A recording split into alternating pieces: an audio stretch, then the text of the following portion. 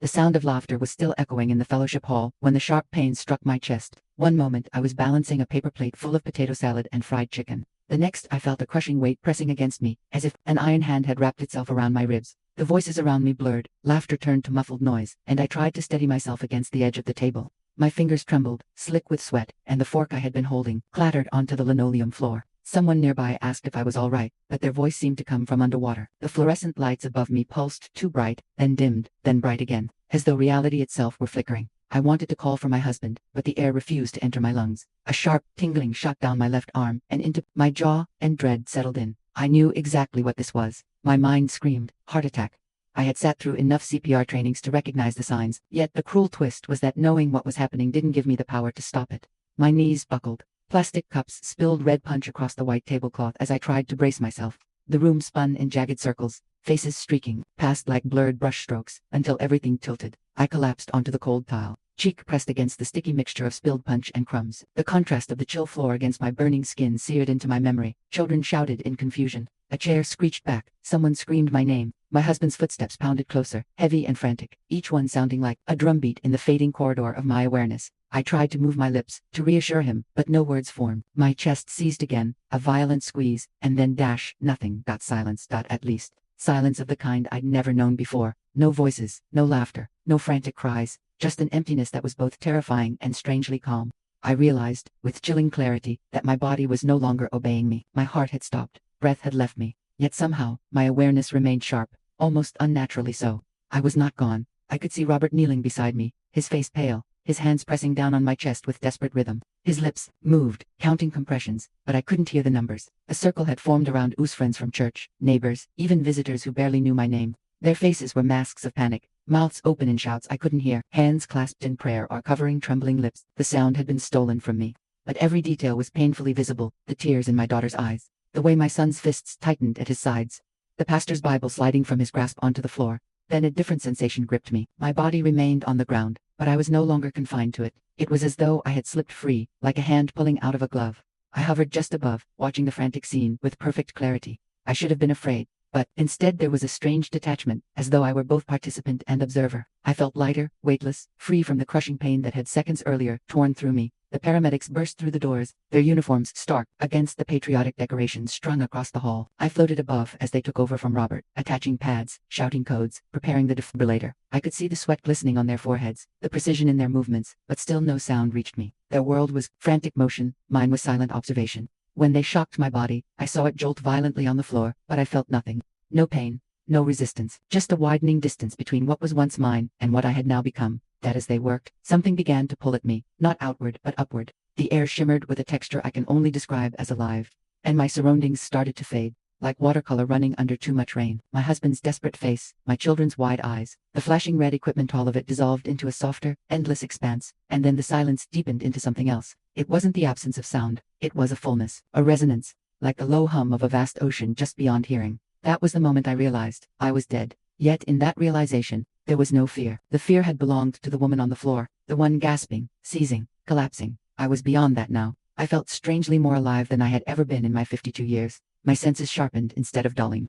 I could see farther, clearer, deeper. The texture of light itself seemed tangible, as though I could reach out and touch it, though I no longer had hands in the way I once did. Still, I hesitated. A part of me pulled toward that unearthly brightness ahead, while another clung to the sight of Robert pounding my chest, refusing to let go. I knew the paramedics were counting minutes, that every second mattered, but time was bending strangely. It felt as though I could linger forever in that threshold, yet also as though everything was rushing past faster than thought. Something stirred in the edge of that living brightness, and I sensed I was not alone. A warmth approached me, but it wasn't like heat from the sun or fire. It was more like being enveloped in a presence, something intelligent and intentional. The brightness at first was only a shimmer, but then it expanded, forming what felt like a pathway. I didn't see bricks or pavement. It was made of something far less earthly, streams of radiance, woven together, pulsing with rhythm, like the heartbeat of creation itself. I stepped forward, or at least, I felt as though I did, though I had no feet. The ground below me responded as if it welcomed my movement, adjusting to carry me onward.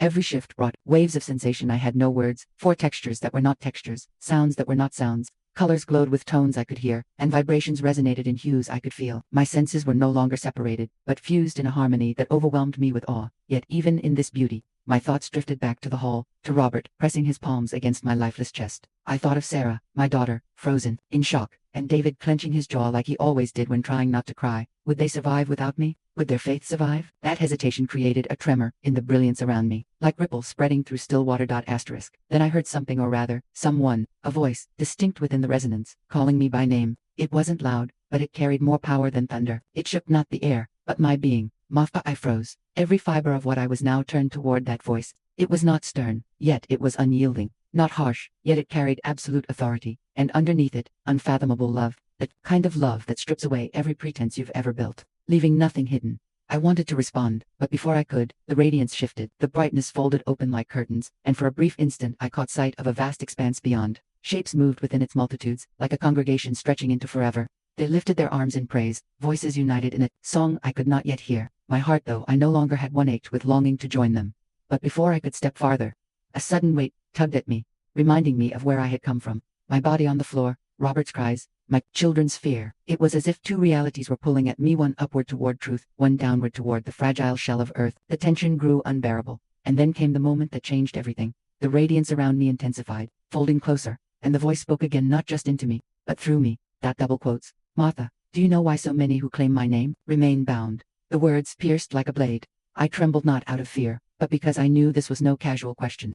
The brilliance, the presence, the pull between two worlds, all of it hung on my answer. But before I could speak, the expanse ahead stirred, and what I saw left me breathless. The expanse sharpened into what looked like a limitless assembly, a sea of faces lit by a gentle luster, and for an instant my breathless, being thrilled at the beauty. Then I noticed what held them, not chains of metal, ribbons of ink looped around mouths, necks, and chests, letters and punctuation marks braided into bands. Each loop shimmered with faint sound, like pages turning in a quiet library, and every time a mouth moved, the ribbons tightened with a dry rustle. I heard fragments of phrases float like ash, just between us. For prayer, have you heard? The words were thin as cobwebs and just as sticky. I drew closer. Closer can be said of moving without feet, and the details came into unbearable focus. A woman with a soft shawl clutched a notebook. Each line she whispered etched fresh strokes across her own lips, leaving a faint sting in the air like peppermint. A man with polished shoes and tidy hair spoke in measured tones, but his consonants struck like pebbles on glass. With each careful concern, a new ligature banded his throat. A cluster of teenagers laughed, their mirth bright as clinking silverware, yet every giggle wove a darker thread down into their chests, rough against invisible skin. Sight and sound collided, the sheen of the ink, the papery hiss of new ties forming, the palpable drag as sentences turned. To wait, I wanted to protest, to plead with them to stop, but the voice that had spoken my name settled over me again, steady and unshakable. It didn't scold, it revealed. The assembly rippled, and scenes unfolded like overlapping windows. A living room with a coffee table and a plate of store-bought cookies. A parking lot after a worship service, heat shimmering above the asphalt. A group chat buzzing in a pocket, the phone screen casting a cold glow on a palm. In each setting, I heard the same soft preface, only so you'll know, just to be safe. This stays here, and then the quiet thud inside the soul. The shift you feel when trust is nudged off its hinges. The air itself seemed to recoil, as if words could bruise space. I searched the horizon of faces for someone to anchor me, for one pair of eyes to break the spell. A woman turned, and I flinched. Her posture, the way she folded her arms, the tilt of her head, familiar in the way a mirror is familiar. She didn't look exactly like me, and yet recognition slammed into me with the force of surf against a pier. She opened her mouth to share, and a delicate collar of serif letters cinched tighter around her throat. The faintest sting touched my neck. I reached for it by reflex, and my hand met nothing, no skin, no chin, only the sensation of being caught between wanting to speak and learning at last to be still. The assembly hushed, as if they too were waiting to hear what I would do. Then the presence asked, almost a whisper within the resonance that filled everything, "Will you look without turning away?" The question folded me in place. The expanse stilled, the inked ribbons trembled, and somewhere far below, far away, a monitor beeped once, sharp as a pinprick in velvet. I steadied myself against the weight of that choice. Senses thrumming, light pulsing soft, the faint library hush of words becoming bonds, the tangible pull of gravity toward a truth I had long avoided. The instant my silent agreement left me, the scene convulsed into sharper clarity. I no longer viewed the congregation from a distance. I stood among them, immersed. Their voices brushed past me like gusts of warm wind, each syllable tangible, carrying flavor, texture, weight. A whisper of suspicion left a bitter aftertaste. A casual remark scraped my skin like coarse sand. A sarcastic laugh rang against my bones as if metal struck metal. This was no harmless talk, it was a storm of blades disguised as conversation. I tried to shield myself, but the words slipped through, carving marks I could feel though I had no flesh. The pain wasn't physical, it was recognition. I had spoken words like these, I had worn chains like theirs, and as that realization seared through me, the presence spoke again, not aloud, but like thunder inside Morrow. This is the fire of the tongue. It builds or destroys, it binds or frees. Few notice, until the damage is done. The brilliance intensified, surging brighter, sound folding into silence so thick it pressed on me like deep ocean. My entire being trembled. For the first time since leaving my body, fear cut through the off-ear not of death, but of truth unveiled. I wanted to turn back, to anchor myself to Robert's desperate hands and my children's faces streaked with tears, but the radiance left no room for retreat. It demanded my full attention, steady as a surgeon's hand. In that suspended moment, balanced between two worlds, I understood, whatever came next would change not just my eternity, but everything about the life I thought I had lived faithfully. The light surged one final time, and with it came the unmistakable sense that I was about to be shown the depths of my own soul. When the brilliance began to steady around me, memories surged like waves breaking against a seawall. One moment I was standing in that strange light, the next I was back in the corridors of my own life. Not in body, my heart was still motionless on the church floor, but in a vivid replay that felt more solid than any photograph. Scenes layered, one over another, each one dripping with detail I could not ignore. The first picture was of the neighborhood where I grew up. I smelled damp earth after summer rain, heard cicadas rattling in the trees, saw the steeple of the small church that shaped nearly every rhythm of my childhood. My father, stern but steady, polished his sermon notes at the kitchen table, while my mother rehearsed hymns under her breath. I remembered Sunday mornings where starch stiffened my dress collar, where the pews creaked as families settled in, and where the congregation leaned forward to catch every word of scripture. Those years instilled in me a certainty. Faith wasn't simply a choice. It was the air we breathed, yet mixed into that certainty was something subtler. From the age of 9, I discovered that words carried power in our community. Not just sermons and prayers, but the quiet exchanges in hallways and parking lots. Did you hear? Have you noticed? We should pray for. They floated around me like background music, too ordinary to question. I learned early that knowing details about other people gave me value, made me feel included, and I carried that lesson into adulthood without ever challenging it. I remembered the day I first met Daniel, who would become my husband. I was 23, a new teacher with chalk dust on my sleeves, nervous about shaping young minds. He walked into the library with a stack of pharmacy journals under his arm, introduced himself with a warm smile, and within weeks we were inseparable. Our marriage the following year felt like the natural extension of everything I believed God had planned. We built a life in a town where everyone knew everyone else, where potlucks were newsworthy, and where church was the glue that bound us all together. As I stood inside those memories, I could still taste the sweetness of that early, love-long walks down Main Street, dinners eaten at the same oak table, where later our children would scatter crayons and homework. Faith was not just part of our lives, it was the banner above them. Soon, Daniel became a deacon, and I immersed myself in every form of service I could find, teaching children, directing holiday plays, organizing mission trips, hosting Bible studies. 2 outsiders, we looked like the model family. And to be fair, we thought so too. But the light would not let me skim across the glossy surface. It pushed me deeper. The scenes grew sharper, focusing not on the applause-worthy moments, but on the subtle exchanges that I had dismissed as harmless. I saw myself in the kitchen after Wednesday night service, whispering updates to a friend about another woman's sick relative. I saw myself in a church hallway, lowering my voice to comment on a couple who had argued in the parking lot. None of these conversations felt malicious. They were clothed in compassion, seasoned with "we should pray." Yet watching them unfold again, I noticed the impact. I had never admitted the raised eyebrows, the half-smile of curiosity, the way one story bred 2 more before the night was over. The realization twisted in my stomach. These weren't simply anecdotes, they were seeds I had sown carelessly, seeds that sometimes grew into weeds of suspicion and judgment, and while I convinced myself it was all in the name of care, in truth, part of me liked being the one who knew, the one people turned to when they wanted the real story. In the silence of the light, I couldn't deny it any longer. The voice came, again, though softer this time, like water flowing over stone. You lived as if service excused the tongue. Those words pressed against me harder than any sermon I had ever heard. Service was my pride, my proof of faith. And yet here was a presence that saw straight through the banners and bulletins, cutting down to the careless phrases I had never counted as sin. I wanted to argue, to insist I had never meant harm, but the memories unfolded faster now, each one layered with sound and sensation so raw I could barely stand. The texture of paper cups at a baby shower as I leaned in to share news. The slam of a locker in a youth room as teenagers absorbed my subtle remarks about another family. The rustle of notebook pages at Bible study as I couched speculation in the language of prayer requests. I was not a liar, but I was a leaker, and leaks, left unchecked, rot the foundation. I covered my face though I had no hands anymore, and cried out in a voice that was not sound but pure intent. I didn't know. The light did not retreat. It simply waited, as though truth had to finish its work in me before anything else could unfold. The scene shifted again, pulling me farther down the corridor of my life. I was no longer the young bride, with dreams and ministry plans. I was the mother balancing diapers and devotionals, the woman who could recite verses while juggling casseroles and calendars. I saw myself corralling David and Rachel into their Sunday clothes, straightening ties, smoothing ribbons, always conscious that eyes in the congregation would be watching. Applause for being dependable felt like oxygen.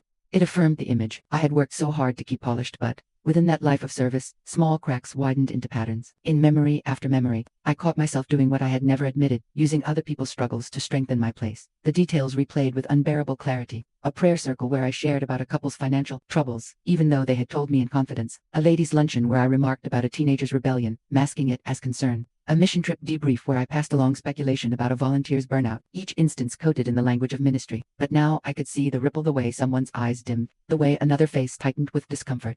The subtle shift of trust being chipped away, the light pressed in tighter, illuminating even the moments I had completely forgotten. I could smell the burnt coffee in the church foyer when I leaned across a counter to whisper about someone's absence.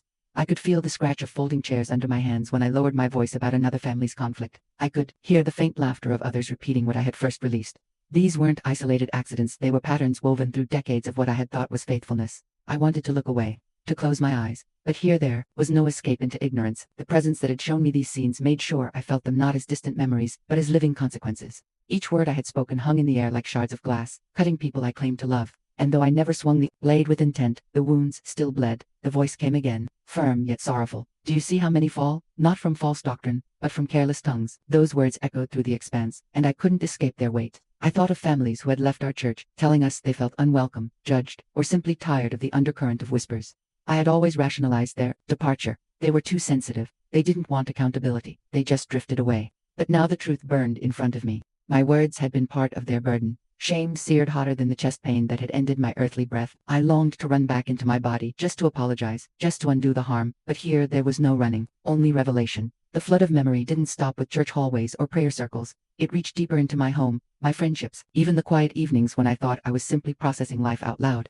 I saw myself on the porch swing, whispering to a neighbor about another family's argument, telling myself it was just conversation. I heard the creak of the swing's chains, felt the summer humidity stick to my skin, and realized that even then, I was normalizing something corrosive. The presence did not accuse with rage. It unveiled with precision. Each scene left me no room to hide behind excuses. My intentions had never been to destroy, but intentions could not erase outcomes. People I loved were left wounded, even driven away, by the steady drip of words I hadn't even considered sinful. I remembered how good it felt to be the trusted one, the person others came to when they wanted to know what was happening. I told myself it was ministry, that people leaned on me for insight, for guidance. But watching the memories replay, I saw something different in their eyes. Curiosity edged with judgment, fascination dressed as compassion. And I realized I had fed it. Every detail I shared was fuel for a fire that I mistook for warmth. A tremor rippled through the brightness, and I sensed a question waiting, hanging like a blade above my silence. Would I admit it now? Would I confess that I had been blind to the weight of my own words? I tried to protest. I wanted to cry out, but I was faithful. I was always there, always serving, always praying. Yet the memories silenced me. Service had become my shield, hiding the trail of whispers I left behind. The truth settled hard. My lips had built walls while my hands were building ministry. The voice finally broke the silence, neither condemning nor excusing, but heavy with sorrow. You cannot serve me while you wound my body with your tongue.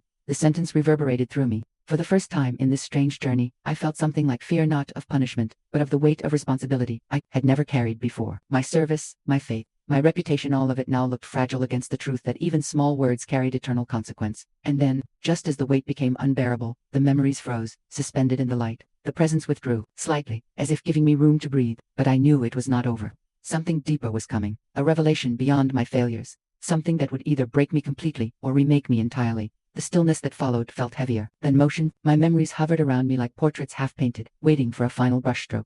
I sensed that the presence was not finished. It had stripped me bare with truth. But now it would force me to confront what came next. The brilliance shifted again, and suddenly I was back in the sanctuary of our small-town church, though not in the present moment. The pews smelled faintly of varnish, the hymnals worn at the edges. I was seated in the third row, glancing over my shoulder as I always did, cataloging who was absent, who looked weary, who seemed troubled. I remembered this service. It was a holiday, filled with patriotic colors and joyful songs. Yet even in that joy, my heart had wandered. I watched the memory unfold with new eyes. I leaned toward a friend, lowered my voice, and commented on another family's struggles. The words sounded so ordinary, wrapped in concern. But the instant they left my mouth, I saw something invisible snap into place. A thin band of ink coiled around my reflection's throat, shimmering faintly before vanishing from sight.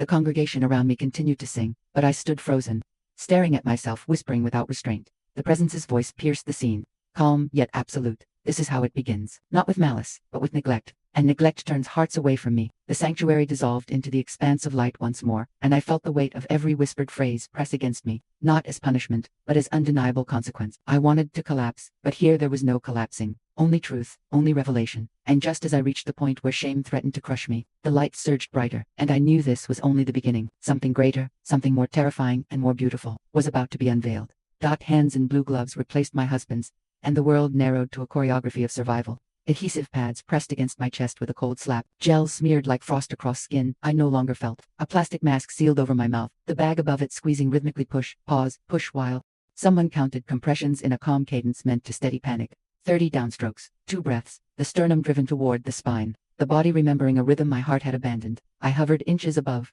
close enough to see the tiny air bubbles trapped in the gel, close enough to notice the small tear in a paramedic sleeve. Sounds passed through me as muffled thunder, the flat note of a monitor, the rising whine as the defibrillator charged, the firm warning no one quite obeyed. Clear. When they shocked me, the chest jumped and fell still again, and the scent of singed adhesive, sharp and synthetic, threaded through the room. The hall's patriotic banners seemed almost absurd now. Paper flags trembling in the air pushed by moving bodies. A little boy sobbed into his mother's skirt, shoes squeaking as he shifted. My friend clasped her hands so tightly her knuckles whitened, lips moving in a prayer so silent it felt like a scream.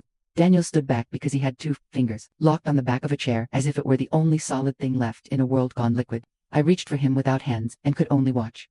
Something tugged at me then, not a hand, not wind, but the loosening of a seam. The room thinned, at its edges, colors washing out as if someone ran water over a watercolor painting. My body remained a problem to be solved. I was being led elsewhere. The air grew dense, not heavy, more like it was full of intention. Every molecule seemed to listen. I felt taller and lighter all at once, as if I were standing up from inside my own life. I drifted upward through heat and light, the ceiling yielding like a veil. For a moment I saw the entire hall at once. Tables askew, plates abandoned, a line of tiny American flags toppling like dominoes. The ambulance's rear doors yawned open outside, metal cool and ready. Somewhere a siren began its long inhale, and above even that, I sensed what I had sensed before, a presence, vast and close. Like a shoreline you don't notice until the wave breaks over your feet. I was not asked to choose, but I knew a choice was forming. Stay tethered to the frantic scene below, or yield to the current drawing me forward. The presence did not push. It simply was, steady and patient. And its patience undid me more than pressure would have. A question hovered in that patience, clean as a scalpel. Do you understand what brought you here? Not just the clogged artery and the electrical stutter. Not merely salt and stress and years of ignoring a body while serving a schedule. Something older, smaller, sharper. The quiet ways my life had frayed long before my heart did. The seam tugged again, and the room slipped farther away. The light thickened until it felt like substance, not brightness. I moved through it as if through water, though no resistance slowed me. My awareness sharpened instead of dimming. Every flicker of radiance carried sound. Every vibration carried meaning. I realized I was no longer tethered by breath or heartbeat. I was outside the glove of flesh, and what I had once called me lay below, pale and fragile. At first, I wanted to cling to the image of my body on the floor, the paramedics refusing to surrender, Daniel's voice cracking as he pleaded, with God. But the farther I drifted, the more those details dimmed, not erased but placed at a distance. It was like trying to grasp a photograph while the frame itself dissolved. The presence ahead grew larger, commanding my attention with a gravity more real than gravity itself. I expected fear. Instead, a strange clarity filled me. I knew without instruction that something irreversible was happening. There would be no return to ignorance.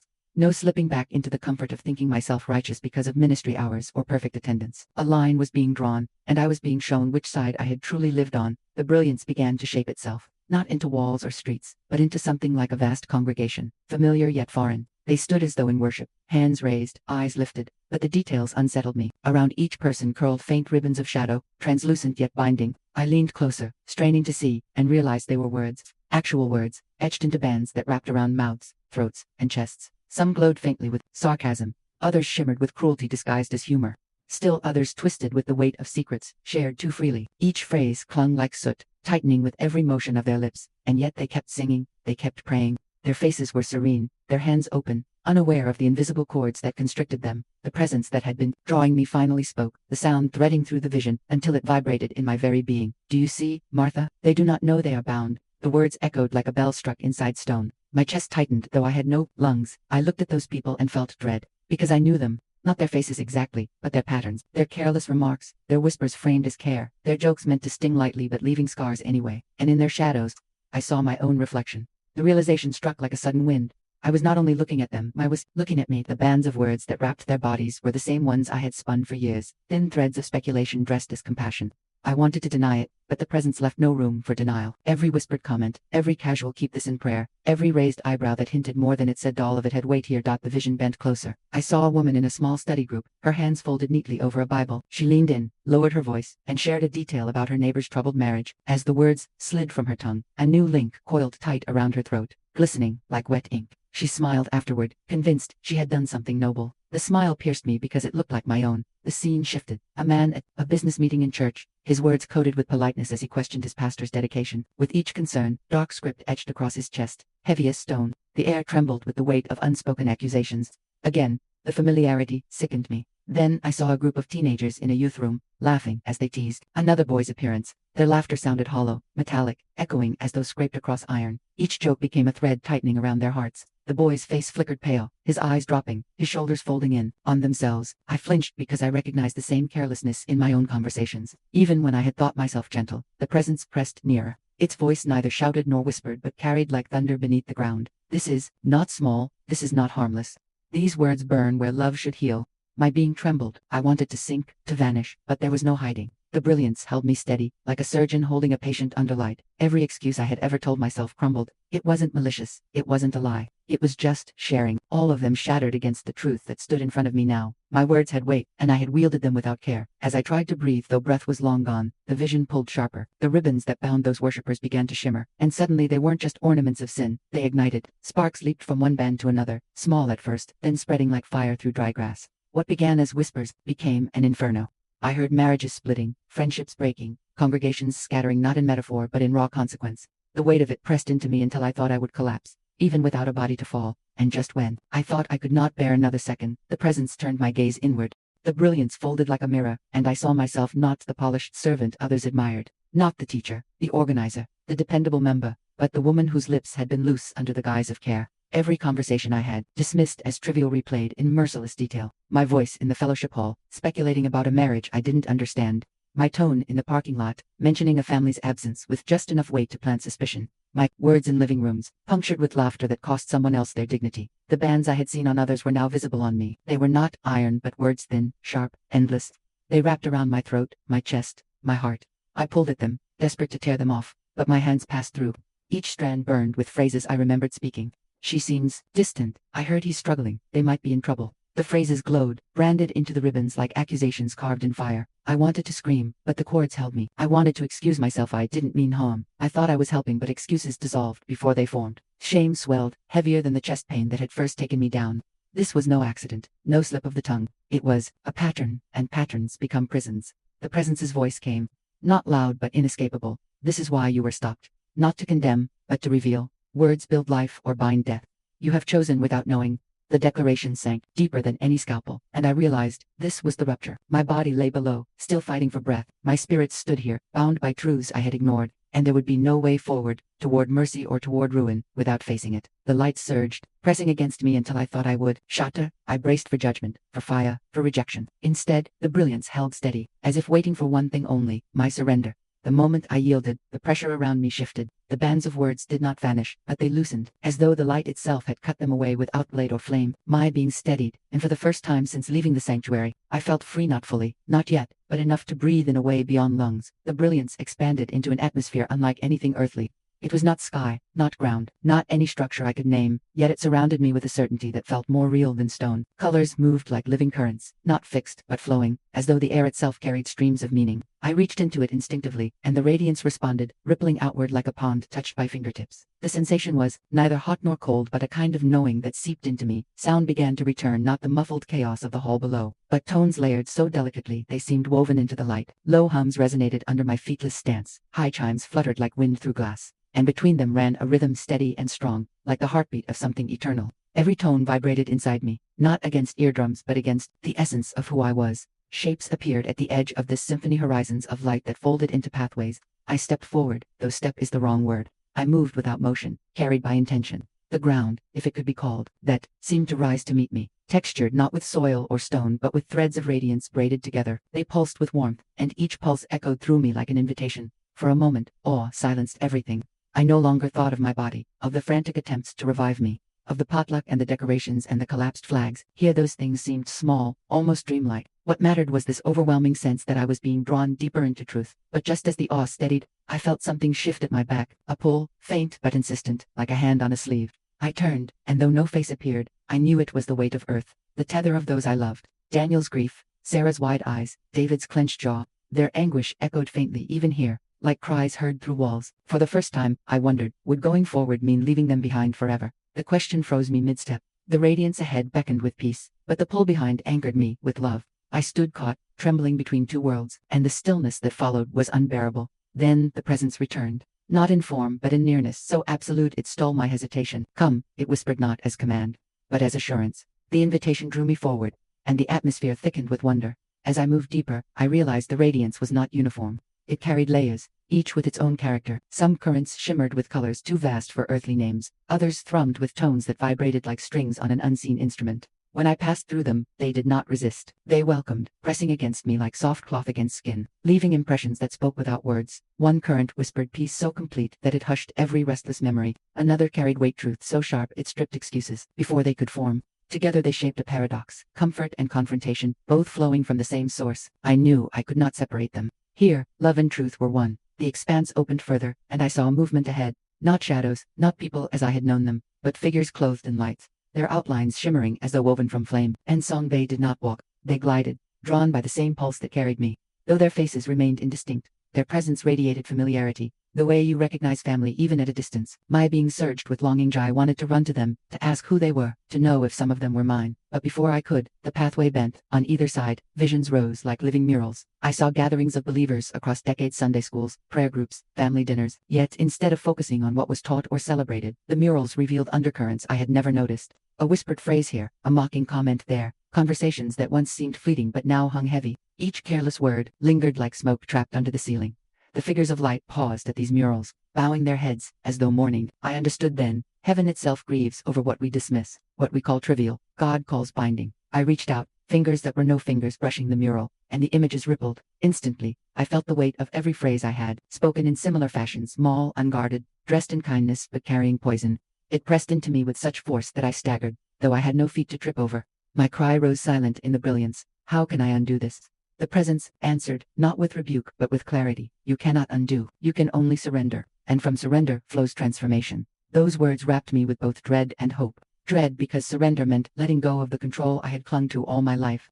Hope because perhaps, just perhaps, it meant freedom greater than I had ever imagined. The figures of light resumed their movement, and I followed, though no command had been spoken. Their presence pulled me like a tide, steady and irresistible. With each step, the atmosphere shifted again. The brilliance became softer, almost translucent, and the silence filled with a resonance that felt personal, as if every note carried my name. Then the pathway narrowed, funneling me into a place where the radiance curved into arches overhead. It resembled a corridor, yet not built of stone or wood. The walls shimmered with streams of light, each one carrying words.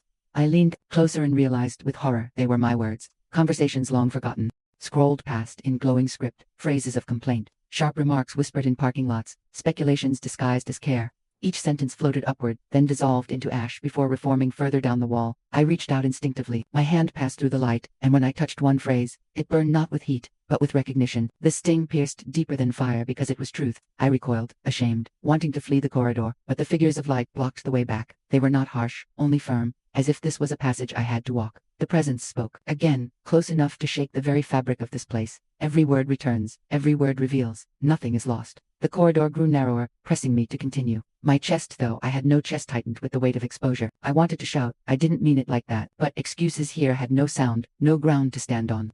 What mattered was not intent, but impact. And the impact was written all around me, glowing, undeniable. Halfway through, the script began to change. Not only my words, but their consequences, appeared in the light. I saw faces flinch as rumors spread. Families avoid eye contact in hallways. Teenagers hardened their expressions to hide pain. The walls echoed with muffled cries, the weight of wounds I had helped inflict. The corridor shook with their silence, and my being bent under the revelation. Just when I thought I could not endure another step, the walls opened suddenly into an expanse larger than before. The figures of light stopped, standing aside. Ahead, I sensed something greater than them, greater than the corridor, greater even than the brilliance itself. A presence that was not just near, but ultimate. The air stilled, the resonance hushed, and I knew I was about to face the one whose gaze no excuse could withstand. The expanse unfolded like a horizon without edges, no walls, no ceiling, no floor, only radiance, stretching farther than sight. At its center stood a figure whose presence eclipsed everything else. I had seen beauty in the figures of light, but this was different. This was majesty. It wasn't just light surrounding him, it was light originating from him, a purity that did not simply illuminate but exposed. The moment his gaze met mine, every barrier I had ever built collapsed. I felt as if my entire existence was being read aloud, page by page, with nothing skipped or softened. His eyes carried love deeper than oceans, yet within that love was a truth so piercing it stripped me bare. I dropped not with knees or body, but with soul. There was no posture to hide in. I was undone. "Martha," he said, and hearing my name in his voice was like being called home to a place I had never known but always longed for. The sound carried warmth that wrapped me, but also weight that pressed me flat. Love and holiness, in one voice, terrifying and irresistible. I expected comfort, but instead he asked a question that tore through me. "Do you know why so many who call themselves mine remain bound?" The words reverberated across the expanse, louder than thunder, sharper than any blade. My being shook, not because I had the answer, but because I knew I didn't. Before I could form a thought, the brilliance around him shifted, preparing to reveal a truth that would demand more of me than anything I had ever faced. And I realized I was standing at the threshold of a revelation that could either redeem me or crush me completely. The brilliance surrounding him pressed closer, and though it carried warmth deeper than anything I had ever known, it also seared me with truth. I felt exposed, not by accusation, but by the sheer impossibility of hiding. His presence was like fire that purified and love that embraced, both at once. He looked at me not with the kind of glance that passes over, but with a gaze that held my entire being. Every secret thought, every careless phrase, every act of service, every hidden motive stood uncovered in that single look. I wanted to collapse under the weight of it, but instead I remained standing, sustained by the very love that revealed me. "Martha," he said again, and the sound was not vibration, but creation itself, shaping my soul. Hearing my name from his lips was like being rewritten, as if my true identity had always waited for that moment to be called. I whispered back, though no lips moved, "Lord." And with that word came understanding. He was not merely Savior, as I had sung about, not merely teacher, as I had studied, not merely example, as I had tried to follow. He was King, and standing before a king meant everything false had to fall away. He did not begin with comfort. He began with the question that still echoed inside me. "Do you know why so many who call themselves mine remain bound?" The question tore through me.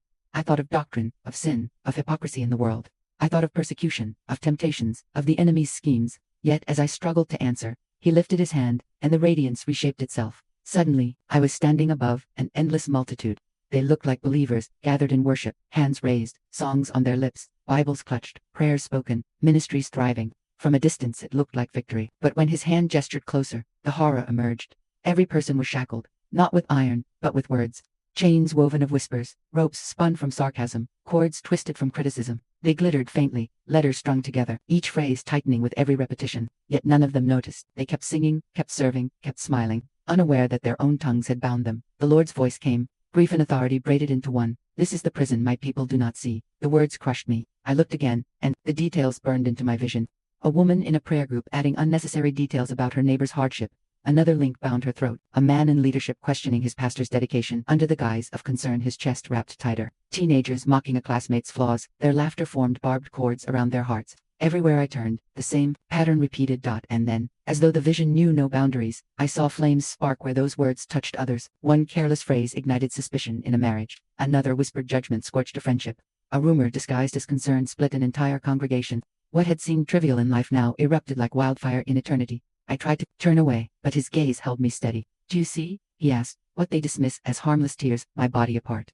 The vision drew closer, and suddenly, I wasn't looking at strangers anymore. I was watching myself. There I was in a Bible study, speaking softly, framing it as a prayer request. "Keep the Johnsons in mind," I had said. "Tom's been struggling again." The moment those words left my lips, I saw a dark ribbon coil around my reflection's throat. The group nodded, grateful for the information, but their curiosity lit up like dry straw catching fire. My chest tightened even here, because I knew what followed, conversations spreading through the week, each one carrying fragments of what I had first released. The scene shifted. I stood in the church kitchen, pouring coffee into styrofoam cups, whispering to a friend that another family's marriage seemed unsteady. The comment was quick, wrapped in concern, but as it left my mouth, sparks leaped from it, spreading to every ear that heard. Soon I saw it carried further, still repeated in parking lots, woven into phone calls, muttered between pews. My single phrase had become a storm, and I was its source. The worst moment came when the vision revealed the consequences I had never seen. I watched the very people I had spoken about withdraw from the community, their eyes weary, their steps hesitant.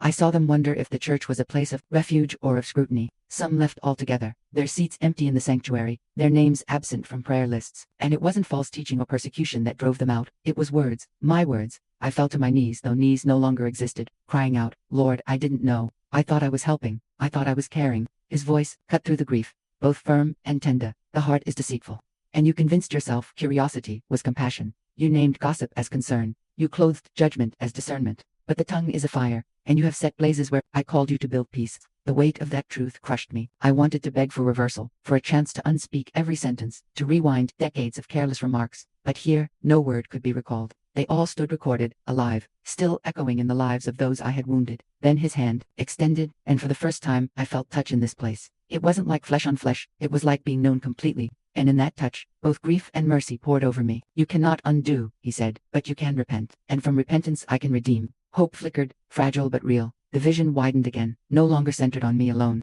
I saw the broader church, stretched across nations and generations, congregations gathered in bright sanctuaries and humble living rooms alike. The faces differed, the languages varied, but the pattern was the same. Casual remarks exchanged in foyers, whispered speculations in small groups, laughter that cut too sharply in youth gatherings, and over every one of them, I saw the same, invisible chords. But then, the vision peeled back even further, revealing what I had never considered. Around each careless conversation, dark shapes, lingered shadows that whispered into ears, urging, feeding, multiplying division. They looked like sparks leaping from embers, eager to ignite whatever could burn. I realized with horror that gossip wasn't merely human weakness, it was fuel for something darker, an instrument willingly handed to the enemy. The Lord's voice carried the weight of thunder and sorrow. This is why so many lose their way. They come seeking love, but instead they find judgment dressed as fellowship. They long for healing, but encounter wounds cut deeper by the very mouths meant to encourage. They walk away not because I failed them, but because my people used words to drive them out. The grief in his tone pierced me more than any rebuke could have. I thought of friends who had quietly stopped attending, of families who had drifted, of young people who claimed church was just politics and cruelty. I had always assumed they were weak, unwilling to commit. But now I knew, some of their wounds bore my fingerprints. I could no longer stand. I collapsed under the revelation, sobbing though no tears fell, overwhelmed not just by what I had done, but by how blind I had been. Then his words wrapped around me with both severity and tenderness. I did not show you this to condemn you. I show you because I am sending you back. Repent and warn my people. Tell them their tongues hold the power of life and death, and they are choosing death without seeing it. His hand touched my forehead, and something like a river surged through me. Guilt and shame that had pressed like iron suddenly lifted, swept away by forgiveness sharper than any blade. For the first time in what felt like eternity, I could breathe, with lungs, but with spirit. I whispered, I will tell them. And even as I said it, I felt a pull, gentle but steady, as if another current had begun to form, one that would soon draw me back to the body I had left. The brilliance pulsed, brighter, and I felt the presence draw closer, until there was no space left between us. His voice resonated once more, but this time it was not only instruction, it was commissioning. Tell them, he said, that every word matters. Tell them that love covers, but gossip exposes. That their speech can either heal or destroy. That their conversations, though small in their eyes, carry eternal weight in mine. The words sank into me like fire branded into steel. I knew I would never escape them, nor did I want to. They were not simply a warning, they were a mandate. Then he showed me one final vision before releasing me. The same vast congregation I had seen bound in chains appeared again, but now some were free. Their mouths spoke blessing instead of rumor, encouragement instead of criticism, prayer instead of speculation. The atmosphere changed. Where once there had been smoke and sparks of destruction, there was now fragrance, fresh, clean, alive. The light that surrounded them grew brighter, and I felt joy pulse through the heavens at the transformation. This is what happens, he said, when my people guard their tongues. Unity flourishes, love abounds. The world sees me in them. Again, tears, though not of flesh, streamed through my being. I longed to stay, to remain in that vision forever. But even as joy washed over me, the pull back to earth grew stronger. The current shifted, tugging me toward the body that lay motionless, machines beeping, hands still working. I looked once more at his face, radiant with truth and mercy, and whispered with all that I was, I will go. I will tell them. The light surged in response, and everything dissolved into motion. The pull became undeniable. The brilliance that had carried me began to thin, like a tide receding from the shore. I reached toward the radiance, desperate to linger, but the current dragged me downward. For a fleeting instant, panic clenched my being. I didn't want to leave the safety, the clarity, the love that had undone and remade me. Yet his final words echoed inside me like an anchor. Tell them, every word matters. Darkness pressed in, not the suffocating kind, but the dim corridor between glory and flesh. Sounds returned, first muffled at the edges, then sharp. The steady beep of a monitor, the clipped commands of paramedics, the rustle of plastic wrappers torn open, then sensation. My chest burned, not from fire, but from ribs bruised by compressions. My throat scraped raw, tasting faintly of metal and chemicals. Air surged into me unnaturally, forced through a tube, and every breath stabbed like needles. My eyes flickered open. Fluorescent lights stabbed down, too white, too harsh after the living radiance I had known. The ceiling tiles above me looked dull, their speckled pattern absurd in its smallness. Faces hovered, Daniels tear-streaked, the doctors concentrated, nurses rushing with practiced urgency. I tried to speak, to tell them what I had seen, but only a hoarse rasp came out. My body felt like a cage, fragile and reluctant to hold me again. Pain rolled through me in waves. Each breath rattled. Each beat of my heart thudded with effort. The contrast was unbearable. Just moments before, I had stood in freedom, unbound, weightless. Now every nerve screamed of limitation. My ribs protested, my head spun, my throat burned. I wanted to escape again, to slip back into that brilliance, but the mandate held me. I had been sent back, not by accident, but by purpose. Daniel gripped my hand, his fingers trembling. "Martha," he whispered, voice breaking. I turned my head toward him, and the sight of his eyes bloodshot, filled with both terror and relief, pierced me deeper than any pain in my body. For his sake, for my children's, I understood. I could not resent this return. Yet part of me wept, torn between heaven's peace and earth's call. As machines beeped and oxygen hissed, the greater struggle began, not between life and death, but between what I had been shown and the life I had to live now. How could I carry such a message? How would anyone believe me? And even if they did, would they care enough to change? The question swirled, heavy as lead, pressing harder than the pain in my chest. The hospital room smelled of antiseptic and plastic, sharp and artificial compared to the living fragrance I had breathed only moments earlier. Machines hummed around me, their blinking lights marking every fragile second. A nurse adjusted a line in my arm, her touch efficient but impersonal, while another checked the rhythm on the monitor. Each beep reminded me I was back. Daniel refused to release my hand. His thumb rubbed circles over my skin, grounding me in the reality I had re-entered. His lips moved in silent prayer, but when his eyes met mine, they searched me as if to confirm I was truly there. My children stood at the foot of the bed, hesitant, their faces pale. Sarah clutched the corner of her shirt, and David's jaw clenched so tightly I thought it might break. The sight broke me more than the pain. I tried to speak, my throat scraped raw, producing only a cracked whisper. I saw the effort cost me. Alarms beeped faster, and a nurse leaned over with a firm, "Don't push yourself." But the urgency inside me burned hotter than the pain. I had to speak. I had to tell them, not tomorrow, not when I felt stronger now. The memory of his words blazed within me. Tell them. And so, hoarse and broken, I forced out what little breath I had. "Guard your tongues." My family leaned closer, startled. I closed my eyes, gathering strength, and whispered again, "Our words, they destroy the church." Daniel froze. The children exchanged looks, confused. The doctor raised an eyebrow, clearly unconvinced. To them it must have sounded like delirium, the ramblings of a woman half-conscious. But I knew better. This was not confusion. It was mission. Yet even as the mandate burned in me, another struggle rose. Shame crept back like a shadow. Would anyone believe me if I told them the truth of what I had seen? Wouldn't they dismiss it as hallucination?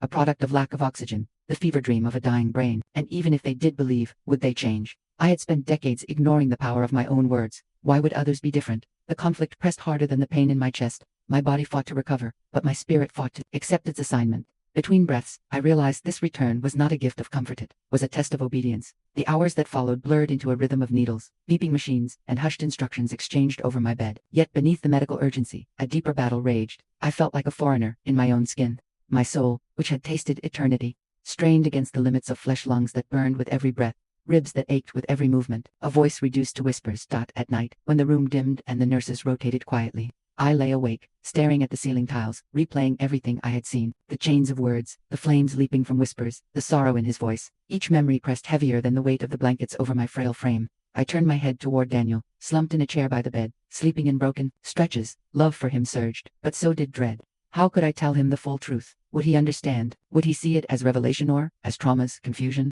Sleep finally came, but even in dreams the visions returned. I saw conversations replaying, only this time they were my own children's voices. Sarah's laughter edged with sarcasm, David's quick comments about a classmate. Each word spun a faint thread, and in my dream I reached to stop them, but the threads tightened anyway. I woke with a start, breath shallow, realizing that my own patterns had already begun to shape theirs. The next morning, Pastor Miller came. He carried his Bible under one arm, his face lined with concern and curiosity. After greeting Daniel and the children, he pulled a chair to my bedside. "Martha," he said gently, "the congregation has been praying non-stop since your collapse. You are a miracle." The doctor said. He paused, shaking his head. "They said 8 minutes without a heartbeat should have left you gone or damaged beyond recognition.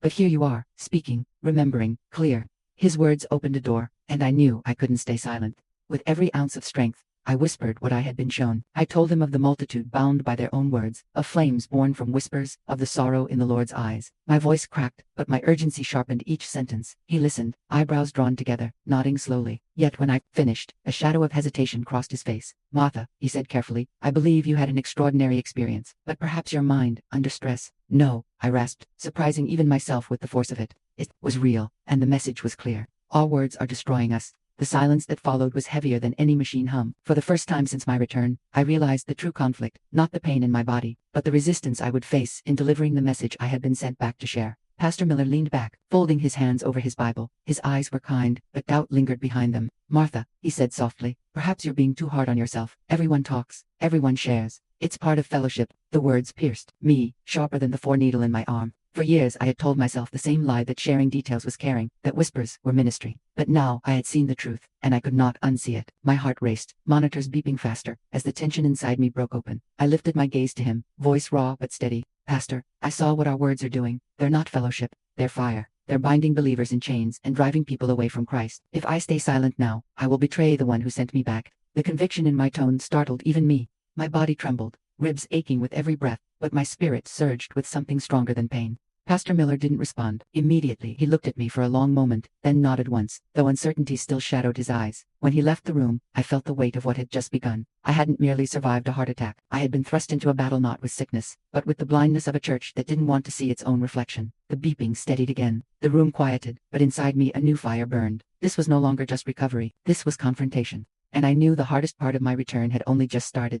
Days passed, and my strength returned in slow, painful increments. Each breath came easier, each step steadier, but the weight of the message never lightened. If anything, it pressed harder. Every conversation I overheard in the hospital, patients talking about doctors, visitors whispering about families, me of what I had seen. Words were never neutral. They either healed or cut. When I was finally released, our church welcomed me with warmth and applause. Smiles, embraces, casseroles stacked in the kitchen. They called me a miracle. And for a brief moment, I wished that were all I was, that survival itself could be the end of the story. But deep inside, I knew surviving was only the beginning. The following Sunday, Pastor Miller invited me to share a testimony. My palms sweated as I walked toward the pulpit, heart thudding harder than it had even during recovery. Faces looked up at me, expectant, relieved, eager to hear about heaven, light, comfort. They wanted a story that inspired, not one that confronted. I began softly, thanking them for their prayers, recounting the moment of collapse, the 8 minutes where my body lay still. But as I shifted toward the vision of chains and flames, the atmosphere changed. Smiles faded, shoulders stiffened, murmurs rippled across the sanctuary as I spoke of gossip, of criticism, of words as weapons inside the church. A man in the back shook his head. A woman folded her arms. I heard someone whisper, "She's exaggerating, trauma talking." But resistance cut sharper than the defibrillator's shock. My throat trembled, but I pressed on. I saw it with my own eyes. Jesus himself showed me. Our careless words are binding us, destroying us. We call it prayer, fellowship, concern, but it is fire, and it is consuming his church. For a long moment, silence filled the room. Then Carol, my closest friend, the one who had once whispered beside me, tears streamed down her cheeks. "She's right," she said, voice breaking. "I've done it too. I thought I was caring, but I was spreading gossip. Lord, forgive me." Her confession cracked something open. Some bowed their heads, weeping. Others crossed their arms tighter, unwilling to yield. The room split between conviction and denial, and I knew in that instant, this was the test. Would I soften the message to keep their approval, or would I carry the weight of truth, no matter the cost? I lifted my trembling hands, voice steadier than my body. "Whether you accept it or not, I was sent back to tell you this. Your words are either life or death. Choose life." Some clapped weakly, others left in silence. The division was painful, but I felt peace settle over me. I had obeyed. The test was not about their response. It was about my willingness to speak. That night, alone in my room, I wept, from regret, but from release. I had finally done what I had always feared, spoken truth that could cost me friendships, reputation, even belonging. Yet for the first time, my tongue was not my master. It was his dot. In the weeks that followed, the ripple of that Sunday carried through our town. Some avoided me, unwilling to hear the message again. Others sought me quietly, confessing how their own words had wounded, how they longed to change. Divisions surfaced, yes, but so did healing. It became clear, truth does not leave things untouched. It either hardens or transforms. I visited Lisa, the young mother whose absence I had once gossiped about, sitting in her small living room, toys scattered across the floor. I finally told her the truth.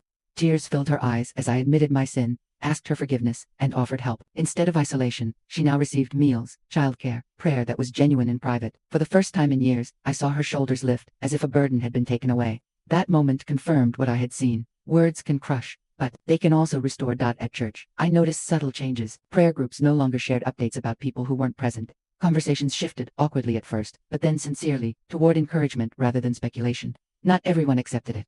Some still resisted, saying I was exaggerating, but others embraced it, and the difference in their lives was unmistakable.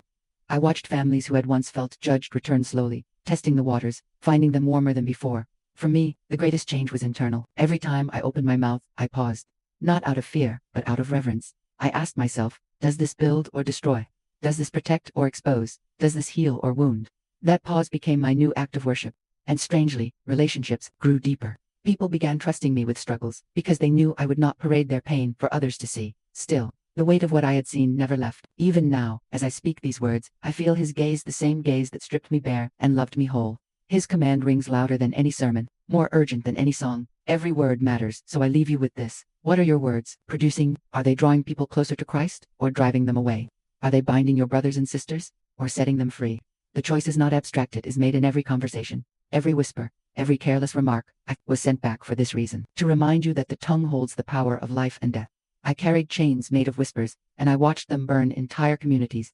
But I also saw the freedom that comes when believers guard their tongues and speak life instead of poison. Friend, this is not just my story, it is a warning for you. If you have felt convicted while listening, don't ignore it. Begin today. Guard your words. Use them to encourage, to heal, to protect. Speak blessing where you once spoke criticism. Cover with love instead of exposing with gossip. And if this message has touched you, I ask you to join me in spreading it. Comment below with the word guard and let me know what country you're listening from, so I can see how far this testimony travels. Share this story with someone who needs to hear it, especially leaders who shape conversations in their communities. And if you want to walk with me as we learn together to speak life, subscribe to this channel so you won't miss what comes next. Because I promised you this, Jesus is listening. Every word is recorded. And one day, we will all answer for how we used the gift of speech. Let's choose life. Let's guard our tongues. And let's let our words heal instead of wound.